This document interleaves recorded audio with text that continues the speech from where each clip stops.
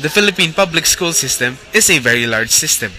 As a matter of fact, 93% of the students in the Philippines are studying in public schools. Currently, there are 34,000 public elementary schools compared to the 2,200 private elementary schools and 3,600 public high schools compared to the 2,300 private high schools in this country. All in all, there are 500,000 DepEd personnel in the country, consisting of half the government bureaucracy. However, enrollment in public elementary schools grows only at a meager 1.98%, slower than the population growth of just 2.36%. Moreover, the increase in enrollment has been declining from 5.44% in 1995 to just 1.1% in 2003. Even though the constitutional mandate to spend the largest share of budget on education, achievement test results reflect low learning in public schools by public high school children. Currently, there is a shortage of 20,000 classrooms nationwide. There are about 70 to 80 students in a class. There is also a shortage of 25,000 teachers. Furthermore, the current budget only allows for 26 pesos per child for textbooks.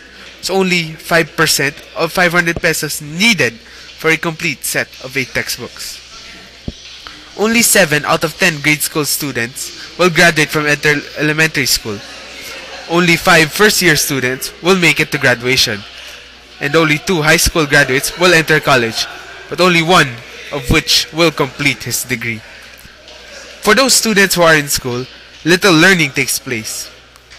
Only 6.8% of high school seniors passed the National Achievement Test in 2004, with an English average score of 75%, and only 2.1% of high school seniors made the passing grade of 75%.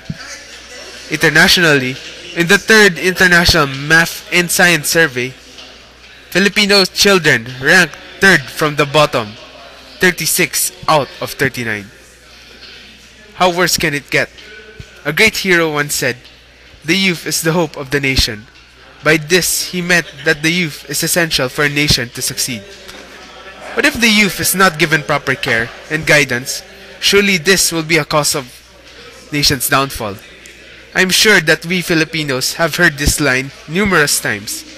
Yet, more than 100 years after his death, the hope that he died for is still in vain. And the sad truth is, the care and guidance that should be given to the youth is now scarcer than ever. The education that is supposed to lead to the betterment of our country has never been in such a sad state. Unfortunately, there are so many other problems that are directly linked to the problem of public education that thinking of a feasible solution would be such a hard thing to do. But the important thing to remember is that the future is not too far off.